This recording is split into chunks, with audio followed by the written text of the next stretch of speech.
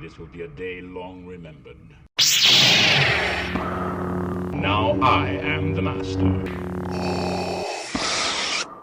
Welcome to another episode of Legends and Theories, and welcome to my video looking at the best shows of 2024.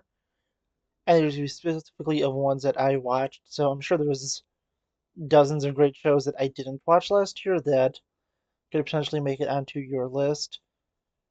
But basically, all these shows are shows that I have reviewed, and I think with my completion of reviewing Squid Game a few days ago, that I have reviewed everything that I haven't mentioned on this list, even if it is just as an honorable mention. And again, with this, honorable mentions are going to work differently, where I'm going to talk about shows that I think had the potential to make it onto this list, but for whatever reason that I mentioned, they didn't. And I'm adding one more section in here for honorable mentions, which is some shows that I think that were just too short. I don't think I could really consider TV shows that probably would have been on this list if they were actually fully developed into full TV shows. You'll see what those are when I get to them. But first, let's go and look at the honorable mentions of shows that had the potential to be great and had at least one flaw that kept them off of this list. And one more thing is, to obvious effect, I'm going to have to talk about spoilers for each show. So in the cards, you're going to see that I positioned out to have the different shows numbered by either their ranking on the list or what they are as an honorable mention. So, with that, if you want to skip to the next one, if you have not watched the show yet, you'll be able to do that. So, let's go and start off with my first of my honorable mentions. And up first, we have Creature Commandos. And I really did enjoy this. I think James Gunn did a great job. Its just biggest flaw to me is it's the ending, that they didn't explain anything about how the princess was evil, what her plans and motivations were. Yes, they're probably saving this for season two, but that's a big problem with season one, where really none of it is answered. And some character storylines just feel like they were thrown out pretty quickly, like Frankenstein. He appears in the last episode for a little bit and then just gets like thrown out a window and disappears until the end credit scene. So, yeah, honestly, he is he's a little disappointing with that. And then there's just, as I said, the absolutely just really bad thing with everything about the princess really not being revealed, just so it could all be a twist at the end, and not even giving her some kind of monologue about her entire plan and everything before the bride kills her. So hopefully that is explained later on, but who really knows, because I think that it's really honestly just needed to be explained in this season and not saved for season two. But if it was explained, I'd say that it would have a good chance of getting onto this list, but it's just that one flaw, which is a pretty major one, which keeps it off of this list. And you're going to see a very similar theme for one of these videos where, with the Umbrella Academy Season 4, it has a very similar problem to Creature Commandos, but with it there is just the fact that it just tried to throw too much into its last season. I feel like if they cut out a few storylines, like the just entire affair between Lila and Five, then I think it would be honestly just a lot better as a season and could have made it onto the list, but just because I feel like it was trying to do too much with the time it had, it either needed to reduce some of these storylines and cut them out completely, because with the fact that they all die at the end, it technically winds up being pointless for at least two of the storylines, whereas there's the love triangle between Diego, Five, and Lila, and the entire one where Klaus gets kidnapped.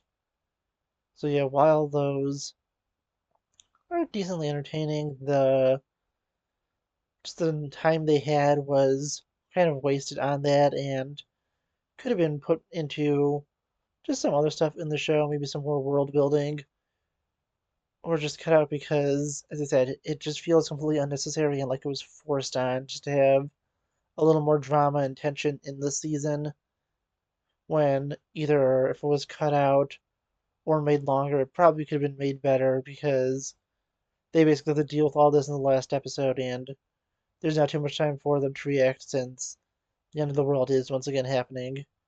I do like the ending where everyone dies and uses that to reset reality, but as I said, I feel like they just needed either more time or to cut down on those storylines to make it a better overall season. And now we have Squid Game Season 2, and as I mentioned in my video from just a few days ago, the problem with this is they cut this off way too early and should have just combined it with Season 3. And assuming that Season 3 keeps up the quality of this season, then yeah, honestly, I'd just say that Season 2 would have made it on, and actually wouldn't have actually made it onto this list because they probably would have still needed some time to finish it. So technically would have been a show for this year and not last year. But just looking at it, I think that it was a solid season. Its just problem was they ended it literally at the point where it felt like it would be the, as I said, maybe second to third to last episode of the show. So that is its biggest problem. But besides that, really good show and really enjoyable season. Now going to another one which is, I'd say similar to the Umbrella Academy, although it does need some more work, which is Rings of Power Season 2. And honestly, I didn't hate the season. Definitely an improvement over Season 1, and it seems like that this season was mainly setting up the changes that it probably should have already implemented, which is just cut out the Harfoots completely. No one cares about them, and focusing more on the grand story of Sauron crafting the rings and really everything else because that stuff I really enjoyed.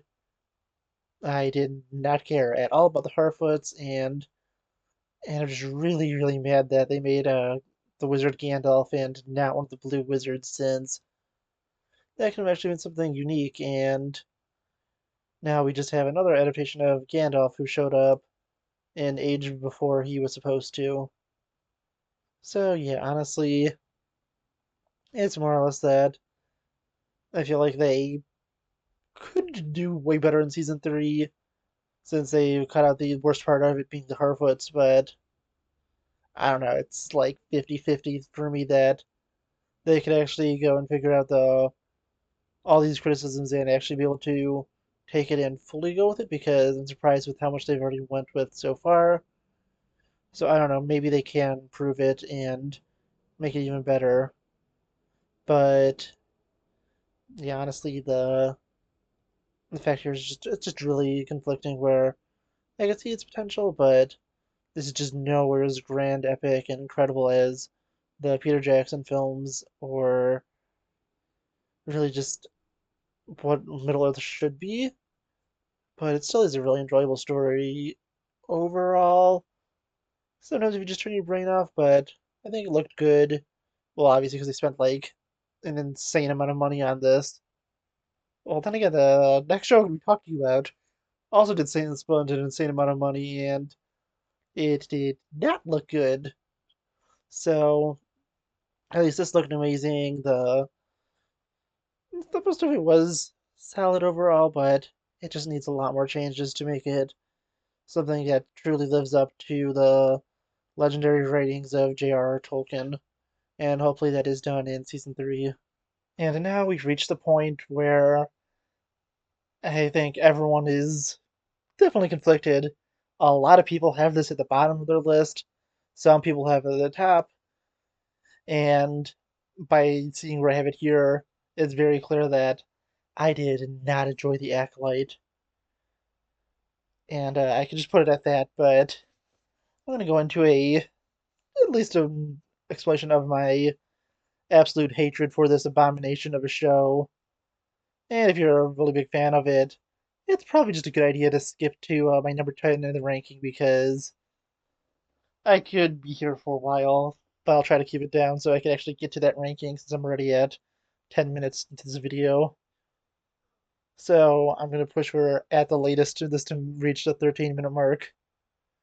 So yeah, honestly, the Acolyte, what could I say that hasn't been said? They wasted so many characters.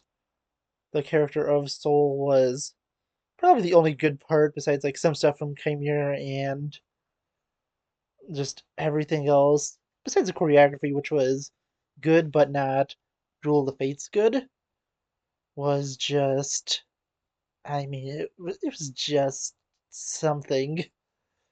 I just genuinely did not like this show. It felt like they actively hated the Star Wars fans that were watching it, bringing Ki-Adi-Mundi back because, well, let's say they're just because they wanted to give us the finger because they wanted to take the one person who's like, yeah, the Sith couldn't have been back in a millennium, and just toss him in because I think you could say, imagine exactly what I would say if I was a person who swears, but let's just say it rhymes with duck, and I will rhymes with duck you, and I will not be saying anything else. Okay, so yeah, just going through more of this. The mystery, which really wasn't too mysterious. It was just pretty obvious, and then they're like, oh no, that's not actually the mystery. Was just bad. The entire twins thing leaked before this even came out, and it was also kind of confirmed in trailers, so there was no real mystery around that.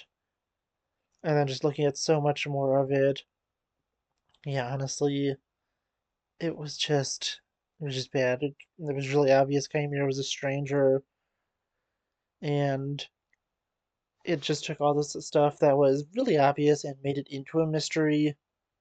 The characters were all terrible, and it just felt like it wanted to destroy the Jedi. And with all this stuff I have, just absolutely trashing it, you might be wondering, why am I mentioning here in an honorable mention for something that could be good? Because as a concept, something looking into the dark side and a killings against the Jedi, with them trying to uncover the Sith just before they reveal themselves, could have been interesting if they went in basically the opposite direction of what they went with the show and showed the Jedi as the good guys, but still had a reasonably justified reason for the Sith to hate them in their own twisted view because that would have been at least interesting. And from a concept, this is one of the most interesting ones that was announced back a few years ago. But in just execution, man, this was just completely unwatchable. This is the one Star Wars project besides Resistance, which I couldn't even start, that I will never rewatch. And here's the thing, I could at least watch The Last Jedi in the background. The same with Rise of Skywalker, so that's just saying how much I genuinely hate this series. And I'm starting to get to the close to 14-minute mark, so yeah, that's really kind of all I have to say. I just do not like this show. So let me know if you agree with me or not. Although, if you took my advice, the only people hearing this would be the people who agree with me, so let's just move on to the genuine ranking. Or actually, after I get to those two other honorable mentions, because oh, that's I'll just hopefully the person figured it out because I don't feel like going back and editing that audio. So let's go look at those two honorable mentions, which I'll talk about together. And the two honorable mentions I do want to talk about very briefly because I'd say they would have earned the spot if they were longer. Is Lego Star Wars Rebuild the Galaxy and Tales of the Empire. Both are really enjoyable, but Tales of the Empire is like six 15 to 20-minute shorts, and Rebuild the Galaxy is essentially just about a movie in length, so I really can't justify putting them on this list since Rebuild the Galaxy is it's basically just a movie. and Tales of the Empire is it's just too short to be on here. Both really had a love for Star Wars. It was awesome to see Thrawn and stuff on there in Tales of the Empire, and also get to see the origins of Morgan Elsbeth, and to see everything that happened with Barasafi post Order 66. On the other hand, Rebuild the Galaxy was a giant love letter to Star Wars, and it does the one thing that Disney, well, did you know, considering just how bad their last few Star Wars shows have done, even when they are praised by the people who hated the previous one, it looks like Skeleton Crew's numbers are not doing super well, and Acolyte just tanked after people started watching and actually realizing what the show was. And yeah, honestly, I think that there is a chance they could do this, but it does a complete reboot of the galaxy, bringing some people back, keeping some people dead, and turning some people good evil and some people evil good.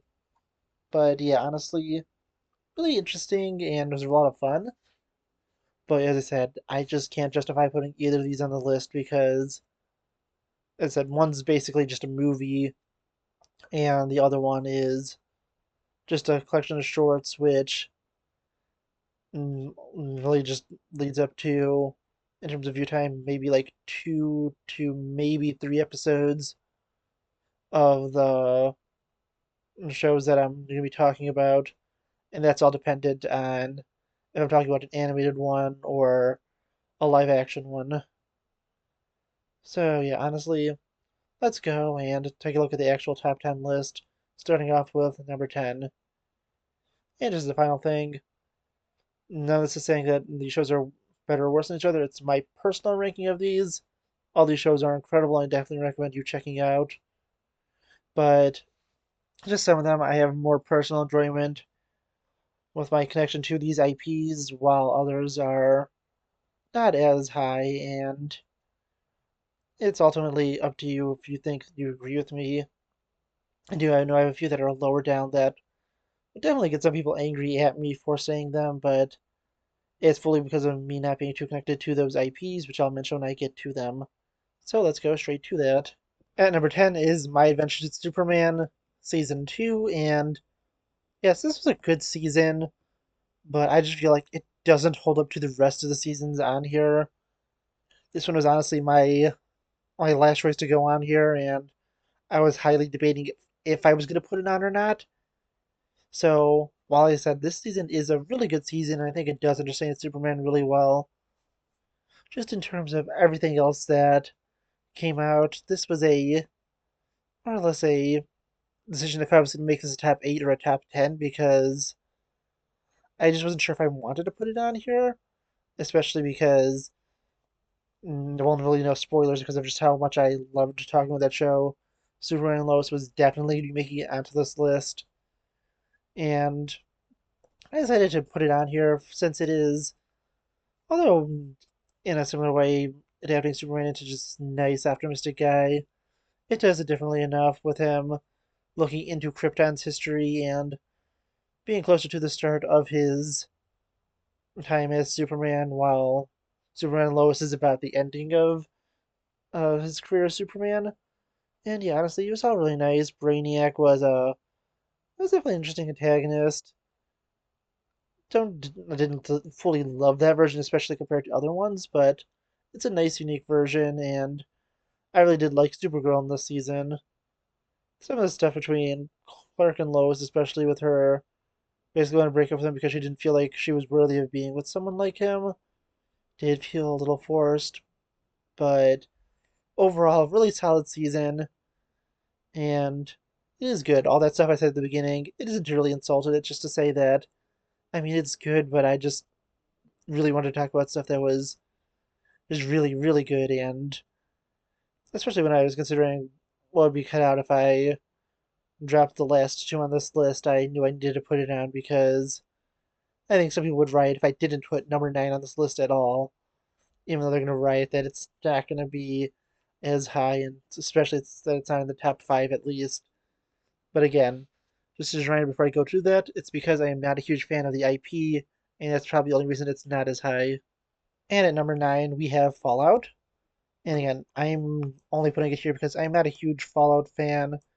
I've played parts of Fallout 4, mainly just the beginning, but really haven't gone too far past that. And even though I'm not a huge Fallout fan, it still made it into my top 10 because this is an incredible show. It is extremely well done. The actors are great.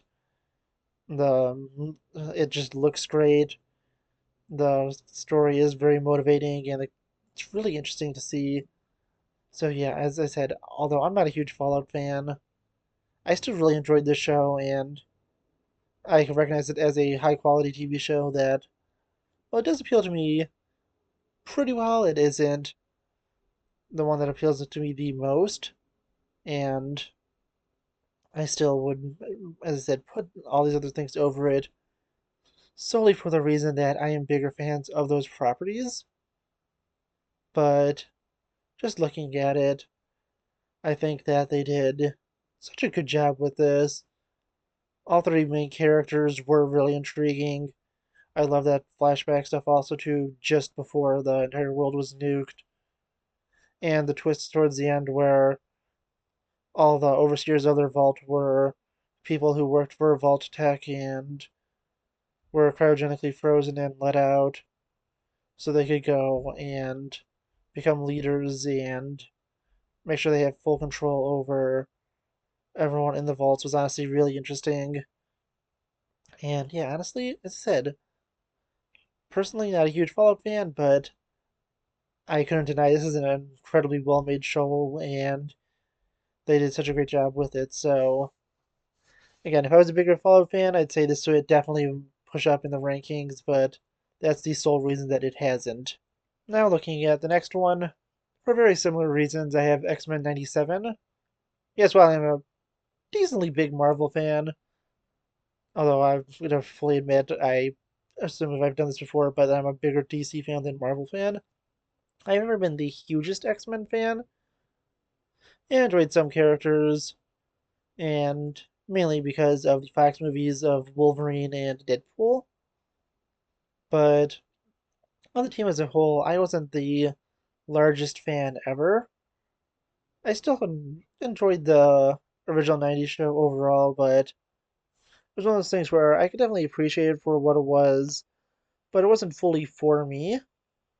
But 97, I honestly really enjoyed overall. I think that it was a really, really good show and really well done. It definitely showed that they were willing to go to some darker points and were definitely willing to cross some lines. And yeah, honestly, it was a just a really solid show. As I said, I think that everyone in it was amazing, and it was just really interesting to see these characters.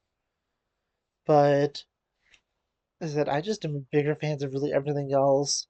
And yeah, it's gonna be a little bit of nostalgia that blinds me for definitely the ones that are coming up, but I still think it's a really solid show, and I definitely wouldn't think you're right for putting it up a lot higher. But just personally, not the hugest X-Men fan, and I will enjoy some of their stuff, but I still really enjoyed this. I think they did a good job, and really everything was interesting. They set up a interesting setup for season 2, which I'm assuming will probably be X-Men 98. And we'll have to see some tie-ins with stuff like the Spider-Man show being revived also, since it also seems like, although I still do have hope for it, that the Friendly Neighborhood Spider-Man, which should be coming out next week, is not going to be going well. So I expect to see reviews from that on me, but yeah, I'm going to say that I'd really want to see a revival of Spider-Man the animated series, especially since they did leave in a massive cliffhanger there, which, well, technically was, I think everything was revealed in some storylines that were made and made and published by the creators. I still love to see that be done in animation, and that'd be really interesting to see. But yeah, going back to the show, honestly, it was really solid. Just As I said, not a huge X-Men fan, which is the main reason it isn't any higher. Up next, we have Batman Caped Crusader at number 7. And I was debating between this and the next one, but I decided to put this one just a little lower. It was a solid season, and it's really nice to have a new Batman animated series, and I think that's a really big benefit for this. All of the episodes were really enjoyable, going through different villains and having a great job with Two-Face, with him ultimately tragically dying at the end. And they also didn't even do anything besides a single tease for Joker, which is very impressive for a Batman project. So, yeah, honestly, although this performance is not going to be able to live up to the one that Kevin Conroy gave, it still is a very good series. It is really interesting, and there are some decisions that I didn't fully love. Main one being turning Bullock into just kind of sort of this evil, corrupt cop character when he was just a really just fun character in both Batman the Animated Series and Gotham. So I just love that change for him. But really, besides that, honestly, I really enjoyed this as a show overall. And is that I was debating between this one and the next one, but for the reasons I'll be mentioning in just a moment, I had to put this just slightly lower than the next one. But basically, from this point on, all the shows are basically near perfect seasons of television, and it's just me having to figure out how to rank these because they're all just really, really good with very few flaws. And up next at number 6, just outside the top 5, is The Bad Batch Season 3. And the reason I was debating between this and Cape Crusader was I'd say both are really solid seasons overall with very few flaws. But just the fact that this is the final season and has a really great series finale, I think pushes this up just a little bit since Cape Crusader was the series premiere and while it's a really solid start, it just doesn't have the emotional impact that the other two seasons gave this one's finale. Well, as I said, with that one, the ending was good. The ending here with a rescue from Tantus, Crosshair's redemption in this season, and just the fact that basically every episode of this was really great. Really, besides the more awkward one where they brought Ventress back, and that's mainly because they brought the character back from the dead and not because that was a bad episode at all. But yeah, honestly, this season it just felt like the episodes kept getting better and better. There was, of course, that great appearance from Palpatine. Omega's character was developed just so much more, and she was extremely well written. And that final epilogue where she goes out to fight with the rebellion as the rest of the Bad Batch go to retire was just a really nice ending. It's also really good that they didn't decide to bring Tech back from the dead, and that they kept him, well, dead. And besides the fact that they also kind of wasted Scorch as a character, really enjoyed this season. The tension of it was always really high, and everything with Tantus was just really interesting. And then also, Analyse's death was a really good scene, also. I did like the stuff with the Rampart towards the end where he gets stuck with them and just kind of like freaks out and runs off on them. There's just so many great little moments that was built up throughout the show, and that's why I just have to give it that slight boost over Cape Crusader because it's a, in terms of overall quality, yeah, they're both around the same quality, but I would say I just give Bad Batch that little boost because it is the third and final season, while it is the first season of Cape Crusader, so you don't have as much time to have been falling in love with these characters by the end of it. It also had like double the amount of episodes, so that's also another benefit on this.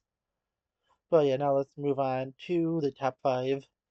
And at number 5, which was honestly kind of a shock to me, was that Skeleton Crew made it this high. Especially a year ago, assumed that as long as everything went well, the accolade probably would have been a little higher. Well, actually, made it onto this list, but Skeleton Crew itself would have maybe made it on. And after the first few episodes, I was like, it's good, but I feel like this would at best make it towards the bottom. But just the ending of the show, as it just kept getting better and better, it built up the mystery. And unlike Acolyte, where it had a lot of obvious answers and it just acted like those were mysteries, with this, they went and took the questions that you'd have as a viewer and been like, oh, here's the answer to that. Now go focus on the mystery of At-Atin and what is really going on with Jad and if he's a Jedi or if he's just a complete con man or he's a former Jedi. And with that, it was just so incredible. The kids were all great, Neil being the best of them, but Jude Law's John Wood just completely stole the show in this. He did such an incredible job, and I just loved his character so much. Neil, as I said, he's the best of the kids, but just looking at really everyone else in here, Jad just stole the show, being just an incredible actor, and the character of Jad is just absolutely brutal, where he kills Brutus, but and then decapitates SM-33, but he also just can't get himself to go and kill the kids at the end. It was really great also seeing the New Republic being treated competently in this, and as I said, I had so much fun watching this. They did such a great job with it, and everyone was truly amazing. If this had like 5 more minutes to maybe 10 minutes for an epilogue to wrap everything up and sort of answer some of our questions, this probably could have jumped up another spot, but because it doesn't have those answers, it doesn't have, it's not really a problem with the show. It's just something that could have made the show even better. So yeah, if it had those extra like 5-10 minutes, and maybe even a cameo from Hondo towards the end, where he meets up with Jad either in prison or in a bar, depending if Jad escapes or not, then we could just have this go to the next spot, but it's gonna have to be at number 5 because it doesn't have that. At number 4, we have The Boy Season 4, and Boy Season 4 was intense. It was just really well done and sets up a really interesting concept for the 5th season. I am excited to see how they end it, but just the ending with this, with most of the boys being captured, besides, I remember Starlight escapes and they're not able to get Butcher, but yeah, it's honestly really interesting. Also, A Train being redeemed in this was just done super, super well, and all the characters in it really well written. They were just really compelling, and it was honestly just a lot of fun to go and watch it. Also, Homelander going and becoming more and more power mad and, well, regular mad. And just going through it, it was just really great. Also, the thing at the end where Ryan does turn and starts to embrace his father more as he's doubting him for the entire season, with Grace just pushing him too far, I think was a really great setup, and I'm just really excited to see where they go with the final season. This is a great second to last season, and it was just really compelling, but I don't know, it was just something that I enjoyed. I just didn't enjoy as much as the top 3 because top 3 are just really, really good. And starting it out is Invincible Season 2. I really enjoyed this season, and maybe a little thing of me also reading the comic right after and enjoying that even more. But this season was incredible. It sets up season 3, which begins in, I think, like a week or two from now. So it's going to be exciting to see that. And everything with Mark was done even better with this. It's getting towards a darker and darker point, and it was just really great to see everything. him having to prepare now for the Viltrumite invasion, and his everything with his father was just really great, where he is getting some empathy and realizing just how messed up the stuff he did was. So, yeah, honestly, it was just really, really great. Characters throughout it were just amazing, and the other thing that a lot of fans did want was, which was to break up Mark and Amber, which wasn't the best relationship. I mean, I didn't mind it too much. I didn't hate it as much as other people, but I am glad they're going to be going with the actual romance they did in the comics and not pulling off what they did in Arrow and force a relationship between two characters that really shouldn't have had one. So, yeah, honestly, I think that it was just such a really well done season, really greatly animated, and as I would have mentioned in the video I did last year about the 2022 shows, that this was most likely going to make it on the list since we already saw half of the season at that point, and since we saw the other half, I couldn't have counted this like I did for Skeleton Crew since there was only like 2 episodes this year. Since it was half of the season, I just had to count it as a show because I was also not going to be waiting until like I think it was like February or March to do this video last year since that's when the season was going to end. So yeah, now it's time to move into. Well, I'm just going to talk about number two and number one together because they're basically tied and one's only slightly ahead of it. So now let's go take a look at number two and number one.